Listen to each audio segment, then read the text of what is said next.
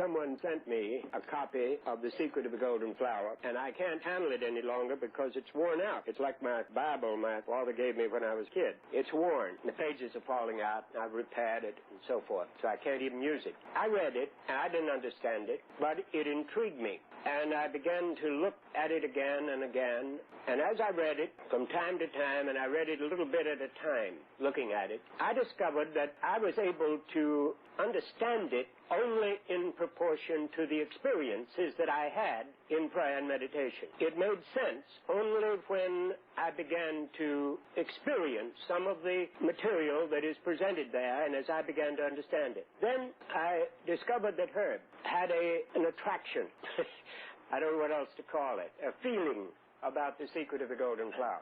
And we began to talk about it. And then we agreed that a good thing to try to do would be to talk about it in public, where we could be questioned and where there could be ongoing discussion. And so we've been doing it from time to time. Not every year, but frequently here. And I think we could both safely say that we come out of it with a much better understanding of it ourselves. He and I were talking just for a few minutes. We went to lunch the other day to talk about it, but I went upstairs this morning, and he was looking at the material, and I said, Herb, I have the same experience with this that I have with A Search for God. Every time I work through it, The Search for God, I find out something in it that I hadn't seen before. Somebody's put something in there that I didn't know was there. The Secret of the Golden Flower is like that. It opens up. In my mind, this is the closest thing that I have read anywhere in all the material I've ever read on meditation to the approach that Edgar Cayce makes with the massive amount of meditation material that he gave through the year and the recommendations that he made to people about. This is why, of course, it strongly appeals to me, but it's in the working with it. And I think you're going to discover this in your own, if you haven't already, and some of you were nodding, in your life with meditation. You're going to get very quickly the impression that we think meditation is just about as important as breathing. You can't live very well, very safely, or very sanely in these times, particularly, without it. I've got some opening things, but you go on this thing first, I think. Well, many years ago, I heard Hugh make just the statement that he made just now, that this material was the closest that he had seen anywhere to the approach to meditation that's given in the reading. And so on that basis, I became interested in trying to look at it and reflect upon it. A number of years ago, I was talking on meditation, and I mentioned The Secret of the Golden Flower. By the way, about a year ago, someone said she had never heard me give a lecture that I didn't mention The Secret of the Golden Flower. But afterwards, one of our enthusiasts came up and said, when you mentioned Secret of the Golden Flower, I just closed my ears because I want to hear what Edgar Cayce says about meditation. Well, what Edgar Cayce says is we learn by comparison. And as we began to look at things from different perspectives, it's not so much a question of is that right or wrong that we're reading, but rather what happens inside of us. As we look at meditation from one point of view and then from another, something can take place of a quickening of awareness. And as we have our own personal experiences and then see it written down, as Gibran says in the Prophet, our ears long to hear the knowledge of our hearts. And so we like to see something well articulated that reinforces our personal experience. And this happens as we begin to look at this text. Another fascinating reason for looking deeply at this is that the best scholarship seems to indicate that it had, although it was written 700 AD, hundreds and hundreds of years ago in China, it had Christian background, stimulation. There were a known group of Nestorian Christians in China at the time. And so many of the references in this text sound like the Gospel of John, with the references to light and water and so on, that there's good reason to believe that there was that influence in the preparation of this material. Then further, as we look at it from a Jungian point of view of archetypes of the collective unconscious, begin to see the same patterns appear in this text that appear in the Edgar Cayce readings that were given hundreds of years later from such an entirely different background. And we find these same principles in Tibetan Buddhism and other approaches. Then the comparative study really begins to be worthwhile. In the very opening of this book, if you look at in the translator's preface, right in the beginning, written by daily. There's a statement on page 9 there that has several pertinent remarks for me in it. We're spending a lot of time these days, all of us, all of our speakers, talking about how to live in times of change. We're all in the midst of it. And some of those changes that are taking place are beautifully expressed here in the second sentence. The reshaping of values in progress today forces the modern man out of a nursery world of collective traditions into an adult world of individual choice. You hear us say, you hear me say, you probably have heard say again and again, as you work consistently with meditation, the will is one of the beautiful things that begins to be strengthened. Move down a few pages, yet it is precisely the need of understanding himself in terms of change and renewal which most grips the imagination of modern man. The understanding of self. Again, does he not contain within his psyche, and this is one of the thrust of Carl Jung's excellent commentary on this Secret of the Golden Flower, contain within his psyche a store of unexplored forces, which, if rightly understood, would give him a new vision of himself and help safeguard the future for him.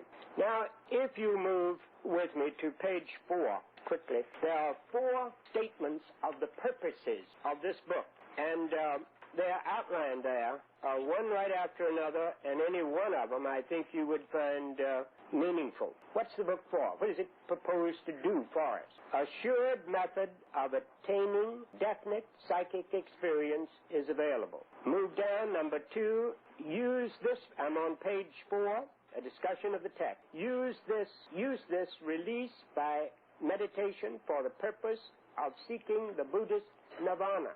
These are the purposes that these scholars that put this thing together were working with as this man sees it. One can prepare for the possibility of life after death. And the 4th one exerts a psychic influence on certain processes of the sympathetic nervous system. We speak of this, as Europeans, the endocrine glandular system, which you got a chart of, and meditation from Edgar Cayce's point of view is entirely about, and goes on, strengthens, rejuvenates, and normalizes the life process.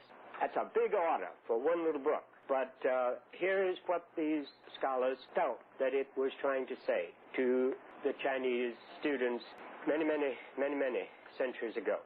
Let's turn to page 21, first page of the text. The Chinese have a way of writing, of putting the whole central truth right up front, instead of developing an argument and then finally a conclusion that contains it. It's right there from the beginning. So paragraph 1 has it all. Let's read it.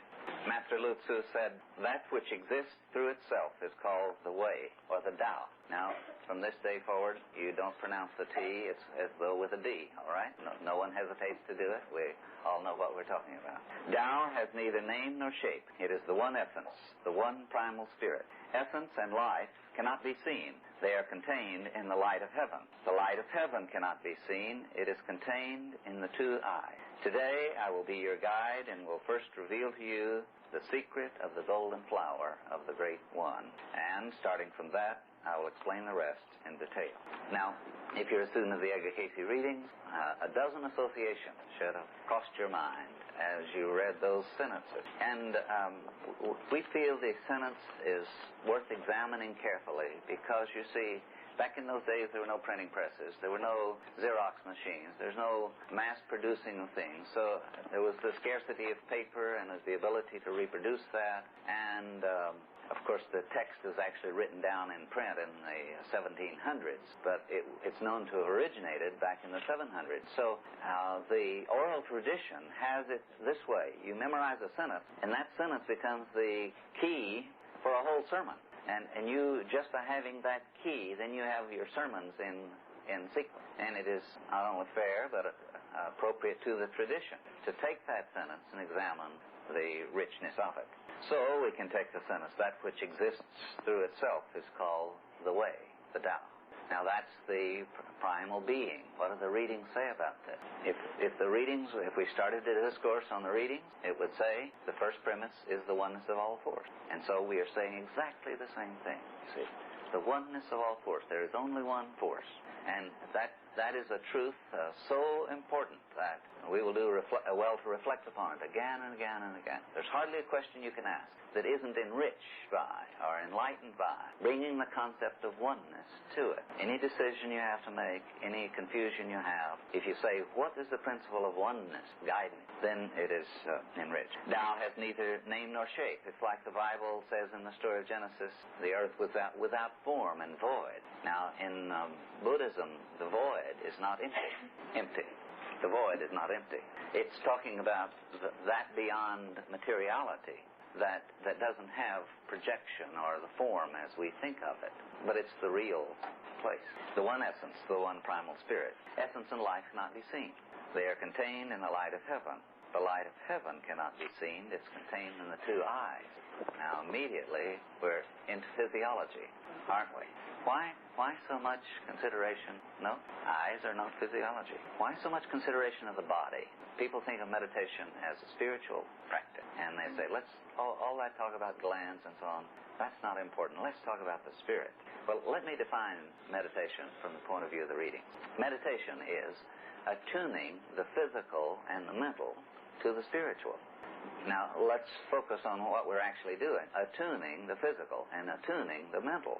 Now, we need to know something about that attuning process. Then the spirit can naturally flow. Comments on this, Hugh? This oneness is, as Herb says, essential philosophic point of view of the reading. It runs right on through. Just again and again and again it's brought up. In one place where there is stress on the ideals particularly, Dad speaks of not to separate in your mind the mind and the body and the soul. For in the sight of God, they are one. Now this is a big jump for us, because we not only split ourselves up, but we split forces within us up and think of them as different, rather than having one energy, one source, one origin. And so this oneness cannot be overstressed here. The oneness of the ideal, of running it through every aspect of our being, physical, mental, and spiritual. It's hard for us to separate this thing that we've created, and many of you begin to argue with yourself at this point. There's more than one of me. I've got this physical that I'm beaten up on and trying to... And man's been doing this down through the ages. And this sense of oneness that we need to attain is so important here. And it jumps right in, as Herb says, that you've got the whole thing within the first few pages of this. And it takes the rest of the manuscript begins to work with it. So the readings define meditation, making synonymous the words attunement and atonement, or at one-ment. The whole idea of attuning is becoming at one with ourselves.